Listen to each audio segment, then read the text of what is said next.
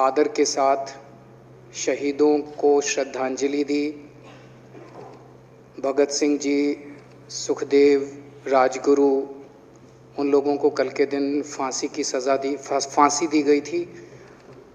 उन्होंने देश को आज़ाद कराने के लिए सबसे बड़ी शहादत दी। अध्यक्ष महोदय, मुझे बेहद खुशी है कि वैसे तो हम सब लोग सभी शहीदों को नमन करते हैं, सभी स्वतंत्रता सेनानियों का आदर करते हैं, लेकिन उन सभी स्वतंत्रता सेनानियों में एक तरह से दो चमकते सितारे हैं, बाबा साहब अम्बेडकर और भगत सिंह। दिल्ली सरकार ने ये निर्णय लिया है कि बाबा साहब अम्बेडकर और भगत सिंह जी की तस्वीरें सभी दिल्ली सरकार के दफ्तरों में लगाई जाएंगी। कुछ दिन पहले पंजाब सरकार ने भी ये निर्णय लिया है कि पंजाब सरकार के भी सभी दफ्तरों में भगत सिंह और बाबा साहब अम्बेडकर की तस्वीरें लगाई जाएंगी। जब से ये ऐलान किया गया है, मैं तो सोच रहा था कि हमारे विपक्ष के साथी इसके ऊपर हमें बधाई देंगे, तारीफ करेंगे कि बहुत अच्छा निर्णय लिया गया। शुक्रिया।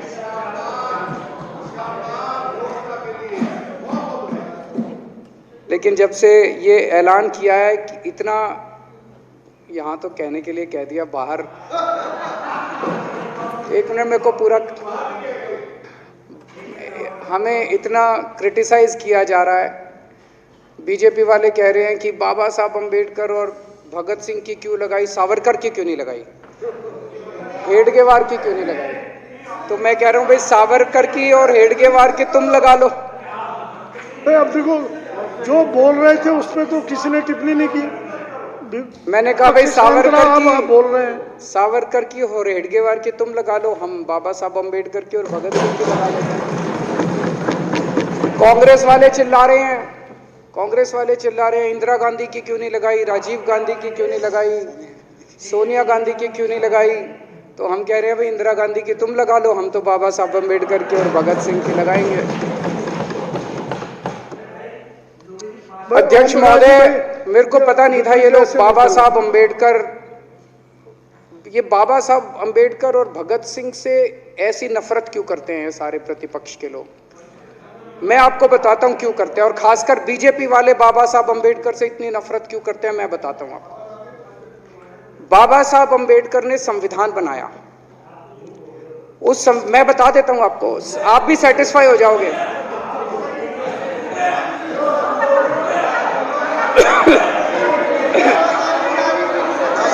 सुन के चले जाना। बाबा साहब का नाम सुनते ही वॉकआउट कर गए। बाबा साहब का नाम भी नहीं सुनना चाहते। बाबा साहब अम्बेडकर का नाम सुनते ही सुन तो लो।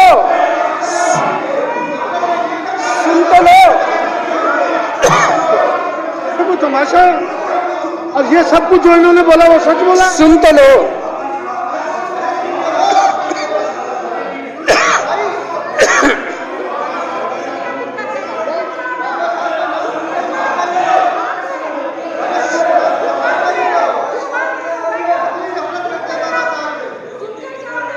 बाबा साहब अम्बेडकर ने, सदस्यों से प्रार्थना कर रहा हूं, अध्यक्ष महोदय, बाबा साहब अम्बेडकर ने, मुख्यमंत्री जी बोल रहे हैं, डिस्टर्ब ना करें प्लीज।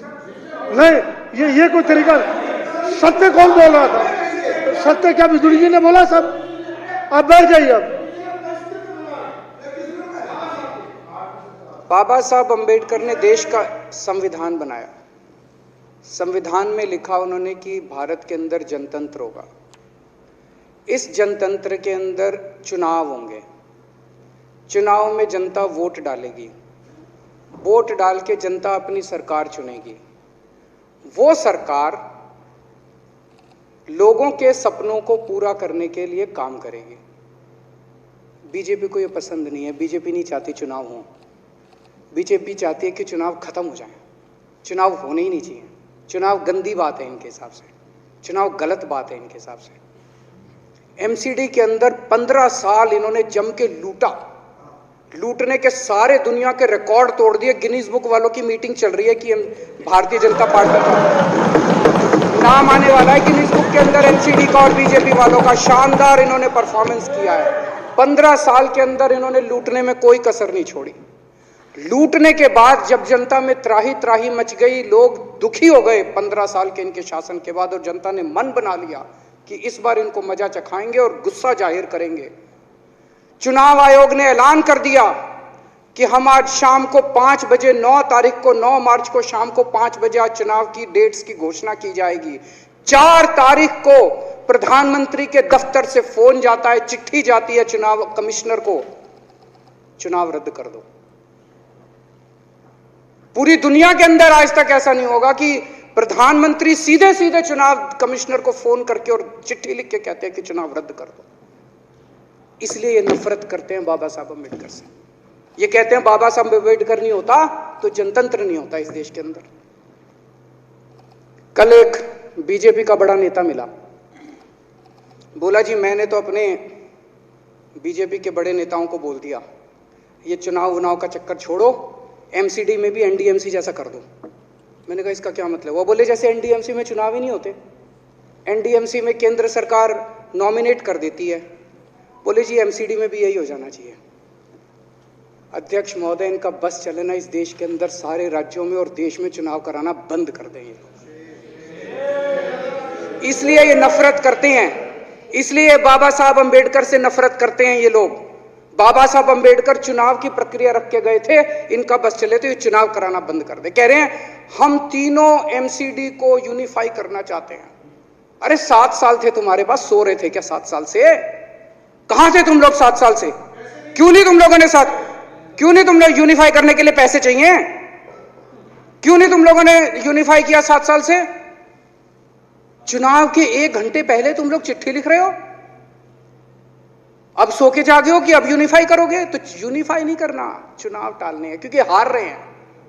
मेरी हाथ जोड़ के विनती है, हार जीत लगी रहती है, कभी ये पार्टी हारती है, कभी वो पार्टी हारती है, कभी आज बीजेपी हारती है, कभी आम आदमी पार्टी भी हारती है, कभी कांग्रेस हारती है।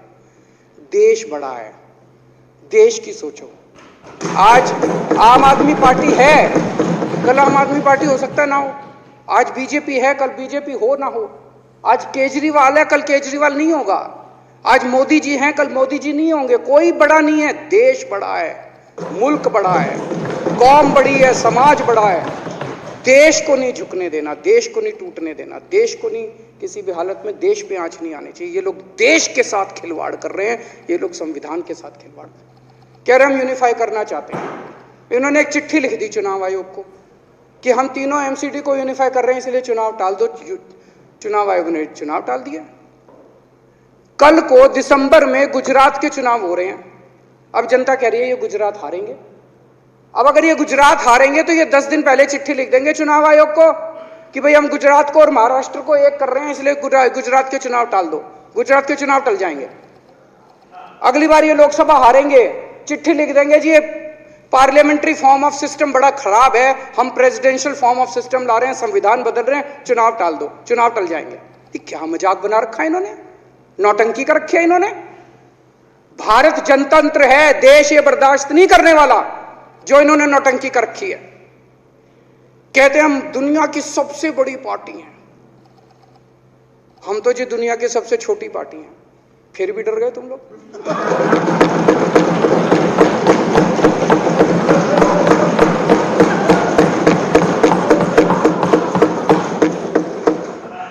दुनिया की सबसे बड़ी पार्टी दुनिया की सबसे छोटी पार्टी से डर के भाग गई। क्या कायर हो यार। हिम्मत है तो चुनाव लड़के दिखाओ बीजेपी वालों, मान जाएंगे तुम। हिम्मत है तो चुनाव लड़के दिखाओ। कहते हो 56 इंच का सीना है, नहीं तो मान लो 56 इंच का सीना नहीं है, झूठ। नहीं तो मान लो कुर्ते के नीचे 56 इंच का सीना नहीं है, झूठ है ये। कल मैंने देखा, आपको भी बुरा लगा, मैं आपके कमरे में जब चाय पीने आया, आपने मेरे साथ अपना दुख शेयर किया कि जब एलजी साहब ने भाषण शुरू किया, ये सारे खड़े हो गए नारे लगाने। क्या कश्मीर फाइल्स टैक्स फ्री करो, और पीछे से 2 जने कह रहे थे दारू की दुकानें बंद करो। अब इनको भी नहीं पता आज नारे किस चीज के लगाने, ऊपर से आया तो था ऊपर से आया तो था। तो 2 जने कह रहे थे दारू की दुकान बंद करो, आगे वाले कह रहे थे कश्मीर फाइल्स टैक्स फ्री करो, फिर दूसरे वाले ने कहा बे आज कश्मीर वाला नारा लगाना है। तो जैसे रैलियां होती हैं उसमें कुछ टीवी वाले माइक लगा देते हैं कि हाँ जी किस लिए आए हो, तो वो यूं यूं देखता है किस लिए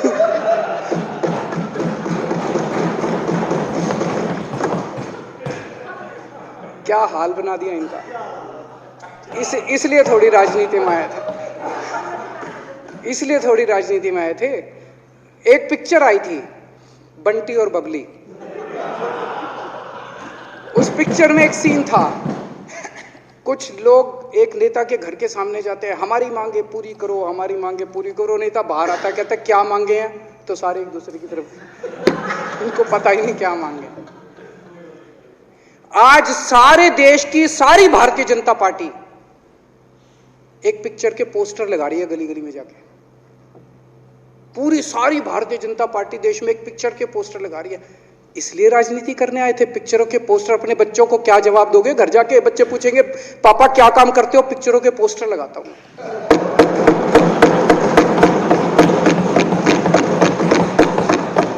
8 साल केंद्र सरकार चलाने के बाद अगर किसी देश के प्रधानमंत्री को विवेक अग्निहोत्री के चरणों में शरण लेनी पड़े तो इसका मतलब उस प्रधानमंत्री ने 8 साल में कोई काम नहीं किया, 8 साल खराब कर दिए। बताओ, विवेक अग्निहोत्री के चरणों में उनको शरण लेनी पड़ रही है, बचा लो बचा लो बचा लो। अगर किसी प्रधानमंत्री को कह रहे हैं कश्मीर फाइल्स टैक्स फ्री करो, अरे यूट्यूब पे डाल दो, फ्री हो जाएगी। टैक्स फ्री क्यों करा रहे हो? इतना ही तुमको शौक है, विवेक अग्निहोत्री को बोलो यूट्यूब पे डाल देगा, सारी पिक्चर फ्री है, सारे जने देख लेंगे एक ही दिन के अंदर। टैक्स फ्री की क्या जरूरत है? यूट्यूब पे क्यों नहीं डाल? कल एक मैंने अखबार में पढ़ा, हरियाणा के अंदर एक भारतीय जनता पार्टी का ही एक एमएलए था, उसने कहा आज मैं पार्क के अंदर इसकी फ्री स्क्रीनिंग करूंगा। तुरंत विवेक अग्निहोत्री का ट्वीट आया खट्टर साहब के, खट्टर साहब देखो ये फ्री में कर रहा है, इसको बोलो टिकट लेके करेगा। भाई साहब, कश्मीरी पंडितों के नाम पे कुछ लोग करोड़ों रुपए कमा रहे हैं और तुम लोगों को पोस्टर लगाने का काम दे दिया। आंखें खोलो, क्या कर रहे हो तुम लोग? वो करोड़ों कमा गया, कश्मीरी पंडितों के नाम पे करोड़ों कमा गया और तुम लोग पोस्टर लगाते रह गए। क्या हाल बना दिया तुम लोगों का यार, आंखें खोलो तुम लोग।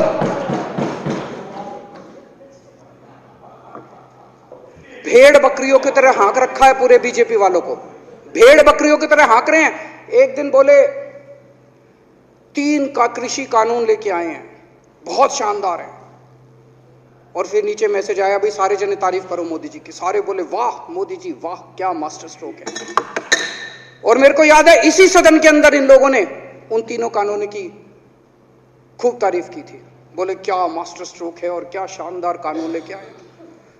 1 साल के बाद फिर आया भाई 3 कानून वापस ले लिए, बोलो फिर तारीफ करो मोदी जी की, भाई कानून बेकार थे मोदी जी। क्या इसी सदन के अंदर इन लोगों ने इतनी बेशर्मी, दिमाग पे ताला लगा रखा, इन्होंने कहा वाह मोदी जी वाह, क्या 3 कानून खराब थे आपने वापस ले लिया, देश को बचा लिया। क्या मास्टर स्ट्रोक, ये क्या हाल बना दिया आप लोगों का यार। फिर थोड़े दिन बाद बोले भाई दारू की दुकानों के खिलाफ करो, फिर सारे जने दारू की दुकान बंद करो, अब दारू ठीक हो गई दिल्ली में? आजकल तो शोर नहीं करते तुम लोग। अब कश्मीर फाइल आ गई, पहले कृषि कानून, रोज काम दे रखा है तुमको, कुछ ना कुछ ऊपर से आ जाता है, काम दे रखा है। अब दारू की दुकानें। मेरा एक ही निवेदन है मेरे बीजेपी के साथियों से, आप तो अपने ही हो, आप तो सब अपने, मेरे छोटे भाई बड़े भाई विदुरी साहब तो बड़े भाई हैं मेरे, आप तो सारे अपने हो यार। थोड़ा सा देश के बारे में सोचो यार, थोड़ा देश के बारे में सोचो। हिटलर भी जो था वो कम से कम अपने चमचों को नौकरी देता था, रोजगार देता था। इतिहास उठा के पढ़ो, उसने रोजगार तो दिया था, इन्होंने क्या दिया आपको? आपके बच्चों को नौकरी दी? आपके घर में कोई खाने पीने का इंतजाम करा? आपकी बिजली का इंतजाम करा?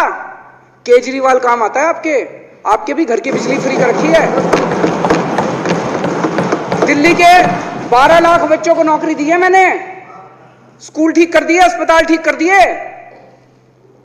आपके घर में कोई बीमार हो, केजरीवाल दवाई पहुंचाता है, मोदी दवाई नहीं पहुंचाता। केजरीवाल काम आया। मैं बीजेपी के सारे कार्यकर्ताओं से कहना चाहता हूं, थोड़ा सा दिमाग खोलो। बीजेपी के सारे सपोर्टर्स को कहना चाहता हूं, थोड़ा सा दिमाग खोलो। ये भेड़ चाल बंद करो, भेड़ बकरियों की तरह हाँक रहे हैं ये आपको, ये सब बंद करो। दिमाग खोल के सारे जने बीजेपी छोड़ के आम आदमी पार्टी में आ जाओ।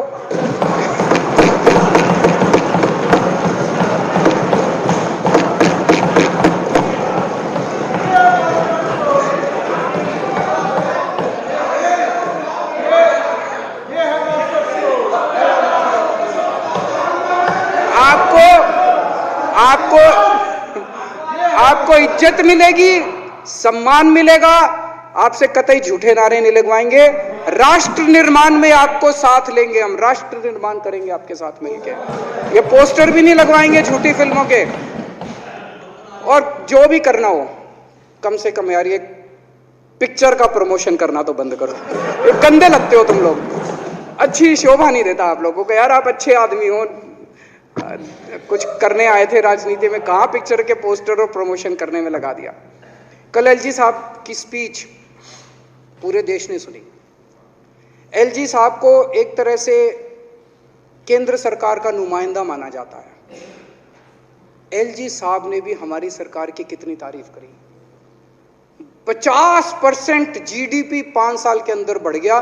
भारत में आज तक कभी किसी राज्य का नहीं बढ़ा। इतने शानदार काम दिल्ली सरकार ने किए हैं कि केंद्र सरकार द्वारा नियुक्त एलजी साहब ने भी दूसरी सरकार की, आम आदमी पार्टी की सरकार की भूरी भूरी शब्दों में तारीफ की। मैं एलजी साहब का बहुत बहुत शुक्रिया अदा करना चाहता हूं और इस धन्यवाद प्रस्ताव का समर्थन करता हूं।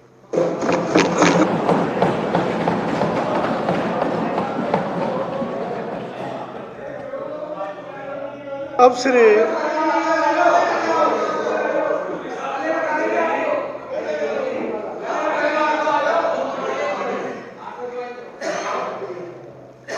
श्री गोपाल राय जी माननीय विकास मंत्री द्वारा प्रस्तुत धन्यवाद प्रस्ताव पर सदन के सामने है। माने कि यह सदन उपराज्यपाल द्वारा दिनांक 23 मार्च 2022 को विधानसभा में दिए गए अभिभाषण के लिए उनके प्रति हार्दिक आभार प्रकट करता है। यह प्रस्ताव सदन के सामने है। जो इसके पक्ष में हाँ कहें, जो इसके विरोध में ना कहें। हाँ पक्ष जीता प्रस्ताव पारित हुआ। माननीय उपराज्यपाल महोदय को इसकी सूचना दे दी जाएगी। जो सदस्य कल दिनांक 25 मार्च, ये इसलिए है कि बजट 25 मार्च को पहले पेश होना था, हमारे 280 नहीं लगे थे। आज 280 हम लगा सकते हैं। शाम 6 बजे तक नोटिस शाखा कमरा नंबर 46 में अपने नोटिस 280 के लिए दे सकते हैं। शाम 6 बजे तक खुला रहेगा। अब सदन की कार्रवाई शुक्रवार दिनांक 25 मार्च 2022 नहीं अब प्लीज एमएलए आरएसएस के बारे में ऐसे शब्दों का इस्तेमाल किया तो नहीं होना चाहिए। तो मैं आपसे आग्रह करूंगा कि उन शब्दों को जरूर डंडा वही लगाएंगे।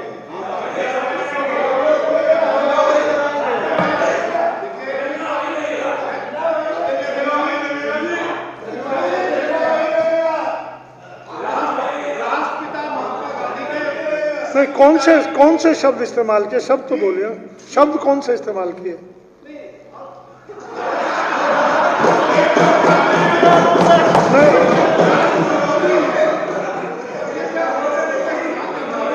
अगर कोई ऐसा शब्द इस्तेमाल हुआ है, आरएसएस देश विरोधी है, उसको हटा देते हैं बस। अब सदन की कार्रवाई शुक्रवार दिनांक 25 मार्च 2022 को पूर्वाह्न 11 बजे तक के लिए स्थगित की जाती है। बहुत बहुत धन्यवाद।